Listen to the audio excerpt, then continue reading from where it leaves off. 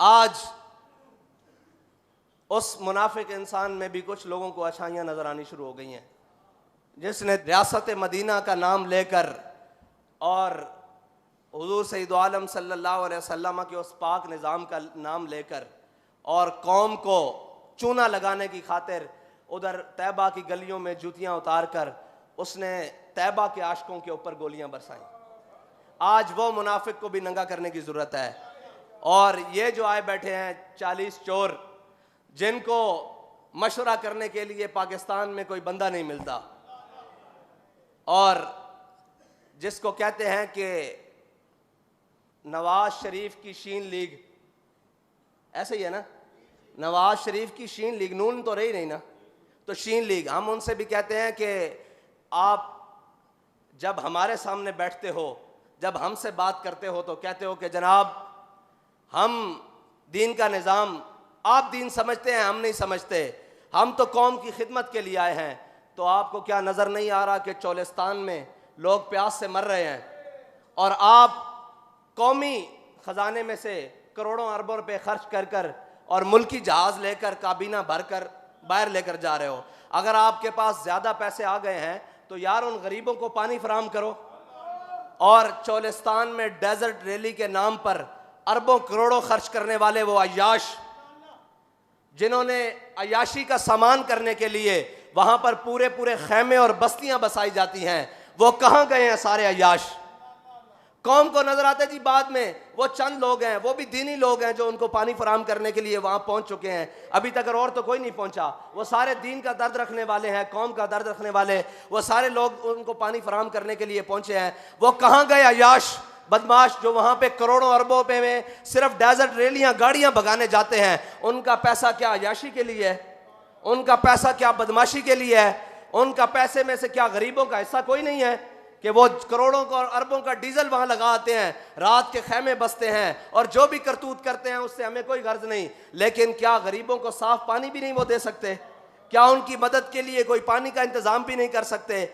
भाई मसला ये है कि पानी अगर रुक जाए तो ऊपर अमीरुल मोमिनीन हजरत उमर बैठे हों तो वो खत से चल पड़ता है, लेकिन अगर ऊपर ऐसे लाइन बैठे हों, ऐसे कमाश बैठे हों, ऐसे बदकार बैठे हों और ऐसे वो बैठे हों तो पानी ज़ेरे ज़मीन चला जाता है। अल्लाह ताला किसी कौम के ऊपर इतना अजाब नहीं जाता कि वो प्यास से मर जाएं। अल्लाह ताला बारिशें बरसा देता है, वो कहीं ना कहीं रहम कर देता है। लेकिन इस कौम जिसने 70 साल से सूद खाया हो, सूद का निज़ाम चलाया हो, अल्लाह और उसके रसूल से दुश्मनी की हो और कुफ़ार से दोस्ती की हो, कुरान में अल्लाह ताला कहता है या अय्युहल्लज़ीना आमनू ला तत्तखिज़ुल यहूदा वन नसारा औलिया बाद मौलिया बाद। जब अल्लाह ताला कुरान में वाज़े फरमा दे, लेकिन उसके मुकाबले में हम वज़ीर ख़ारजा बनने के बाद पहला दौरा ही अमेरिका का जाना समझें, तो फिर हम क्या समझें? इस मुल्क के बागडोर किन के हाथ में है? इस मुल्क का मुस्तकबिल किसके हाथ में है? इस मुल्क के साथ खिलवाड़ करने वाले कौन हैं? वो सारे यही तो हैं जो आप और मेरे सामने फिर रहे हैं। कभी इनका किबला अमेरिका होता है, कभी इनका किबला चाइना होता है, कभी इनका किबला रशिया होता है। इन्होंने बैतुल्लाह को कभी किबला माना ही नहीं, इनके दिलों में कभी ईमान उतरा ही नहीं, इन्होंने कभी रब को रब माना ही नहीं, रसूल को रसूल माना ही नहीं। वरना सूद जैसी लानत जिसने आज मुल्की मईशत को, अच्छा जी सारी बातें करते हैं, वो कहते हैं जी मौलवियों ने कख नहीं छोड़ा। अब मुझे बताओ कि मौलवियों ने 200 रुपए का डॉलर किया है? मुल्की मईशत के रिजर्व्स मौलवियों ने खाए हैं, मौलवियों ने सरे माल बनाए हैं, दीनी लोगों ने सरे माल बनाए हैं। इस मुल्क की मईशत के अंदर जितना बेहतरीन किरदार दीनी जमातें और दीनी लोग अदा कर चुके हैं उतना कोई कर ही नहीं सकता, जिन्होंने बगैर किसी फंडिंग के लोगों के बच्चों को तालीम दी है और मुफ्त तालीम दी है और खाना भी दिया है इसी कौम के पैसों से इकट्ठे करके।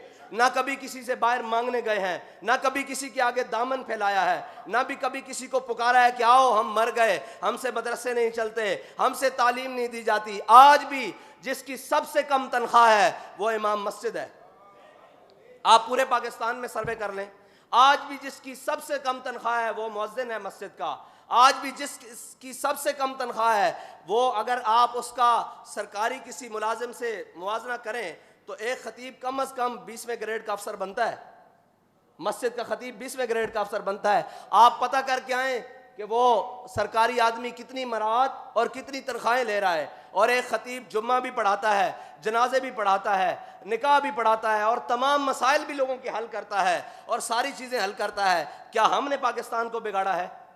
आज कहाँ गए वो जो कहते थे जनाब मईशत के लिए मईशत मईशत? आपने पाकिस्तान को उस मकाम पर लाकर खड़ा कर दिया है कि अब इसके अंदर अगर कोई बेहतरी ला सकता है तो वो अल्लाह और उसके रसूल का निज़ाम ला सकता है, और वो सूद से निजात के बाद आ सकती है। वो गुनाह उलमा बैठे हैं, सारी पूरी दुनिया से पूछो, हर गुनाह की अल्लाह ताला ने सज़ा रखी है, लेकिन जितनी बड़ी सूद की सज़ा है उतनी बड़ी किसी की नहीं है। अल्लाह ताला ने सारे गुनाहों के बारे में तफसील दी, लेकिन फरमाया सूद खाने वाला भी, देने वाला भी, लिखने वाला भी, मुआवनत करने वाला भी, इसमें किसी हालत से कोई शरीक हो गया वो भी मरदूद है। ओ पूरा निज़ाम चला के, ओ पूरे मुल्क के अंदर मामलात लिया के अज असी की खटिया 70 साल तो अल्लाह और उसके रसूल ना जंग। वो कहते हैं जी आप मईशत के लिए क्या करेंगे सबसे पहले आके? मैंने कहा हम सबसे जंग लगा लेंगे, अल्लाह और उसके रसूल के सामने सरबसुजुद हो जाएंगे कि या अल्लाह तेरे और तेरे हबीब से जंग हो ही नहीं सकती। 70 साल से हमने अल्लाह और उसके रसूल से जंग लगा कर इसकी मईशत ठीक करने के लिए अपना पूरा जोर लगा रहे हैं, एड़ी चोटी का जोर लगा रहे हैं और कर्जों में लगा रहे हैं। वो कह रहे जी हमारी कोई सुनता नहीं, मंगत कोड़ो मंगन वाला रह हमेशा खाली, उसकी देना दान मोहम्मद जड़ा आप सवाली। जो खुद कर्जों में डूबा हुआ है अमेरिका, क्या वो तुम्हें इस दलदल से बाहर निकाल सकता है? हजरत मौला कायनात रजी अल्लाह ताला ने फरमाते हैं जब कैसर और किसरा फतह हुए ना, तो मेरे हिस्से में माल गनीमत किसरा के माल का एक बालिश्त कालीन आया। फरमाते हैं मैंने 70,000 दिरहम में बेचा उसको। यह है इस्लाम का निज़ाम।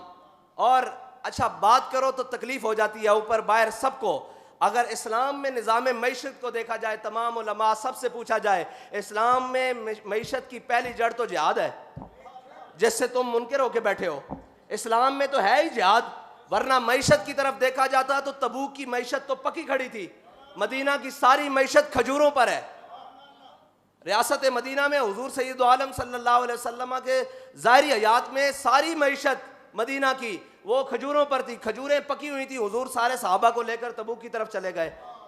अगर तुम्हें वहां कहे तो तुम्हें मौत पड़ती है। जंग का नाम सुन के, जिहाद का नाम सुन के 11,000 वोल्ट का करंट लगता है सबको। और जिन्होंने इस मुल्क के अंदर हिफाजत की ठान रखी है वो भी इस मुल्क को लूटने में बराबर के शरीक हैं। मगर छोड़ा किसी ने भी कुछ नहीं। अब कहते हैं जनाब क्या होगा, पाकिस्तान का दिवालिया हो जाएगा, आपका क्या प्लान है? मैं कहा हमारा एक ही प्लान है जो बाबा जी फरमा कर गए हैं कि इस मुल्क से सूद को खत्म करो, अल्लाह और उसके रसूल की बहारें आती हुए तुम अपनी आंखों से देख लोगे।